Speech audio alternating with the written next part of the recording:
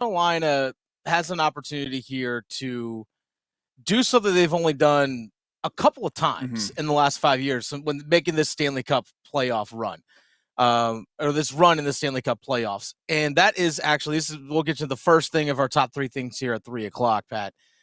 In 2019, in the second round of the Eastern Conference Finals in Game 4, when the Canes swept the New York Islanders, they did it out on home ice. That was in 2019, Game 4. Last season, against the Boston Bruins, Game 7, they won it here on home ice. It's the only two times in the last 5 seasons that the Carolina Hurricanes have clinched a series on home ice. I want to see that happen today because for a multitude of reasons. One, Canes can get a little bit more rest again because rest this time of year pays dividends. Right. And the Panthers are going to be most likely a rested team if they face them in the next round as well. Yeah, because the Florida Panthers right now are up 3-1 in their series against the Toronto Maple Leafs. Game 5 of that game is tomorrow, if I remember correctly. So they potentially could have a lot of rest coming in. But we saw what the rest did for Carolina Game 1 and in Game 2 here at PNC Arena, where they're well-rested, fresh, ready to go. And the Devils, coming off a 7-game series, only had 1 day of travel in between that Game 7 and Game 1 here. And the Carolina Hurricanes took advantage of that. Well, there's a reason it's hard to win these kind of closeout games when you're up 3-1. It's because the other team is more desperate than you. Yeah. Sometimes the obvious answer is the right answer. Why did the Hurricanes blow out the Devils to start this series? Well, it's because the Devils were coming off an emotional Game 7. The obvious answer was the right answer, and that is going to be the case here tonight, where the Devils are going to bring it to start this game. And the story all series for this whole time, Dennis, has been who is able to dictate, play their style, who is able to weather that early storm. And we saw what happens when the Devils get their time and space. Game 3, they can light up the score sheet. They have more stars on their team. They have more high-end skill. But the Carolina Hurricanes have their system. It can be suffocating. It can break the Devils' will, which is, I think, something that we saw in Game 4. And if they can do that early in this one tonight, score that first goal, which is one thing Marty Natchez told me at the skate this morning. If we can get in there, score that first goal, we've got a chance to dictate the rest of the way. And Rob Brindamore this morning at the morning skate, which you were at, Pat Welter, talked about, hey, it's all about getting to the game that they want to play early on.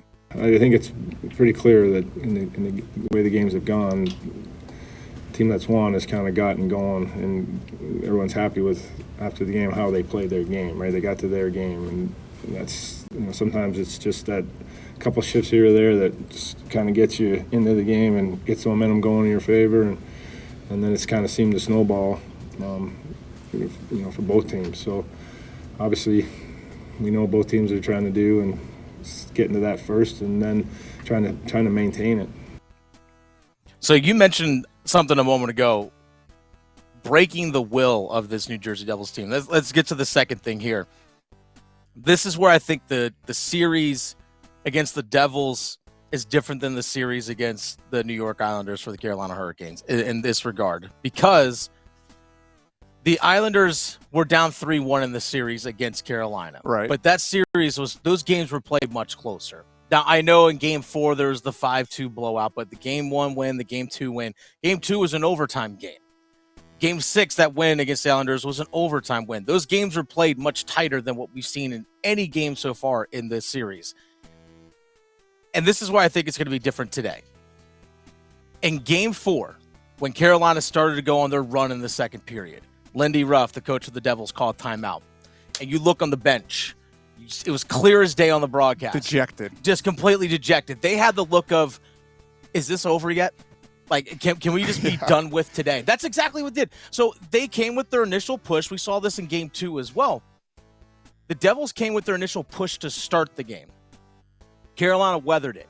But as soon as Carolina got any sort of momentum, the New Jersey Devils had zero push back. They couldn't take anything that Carolina was giving to them in that regard. When they got feeling good in game number 3, things worked well for them. Now, Carolina did start to push back, but they'd already built up that massive 4-0 lead before Carolina even scored.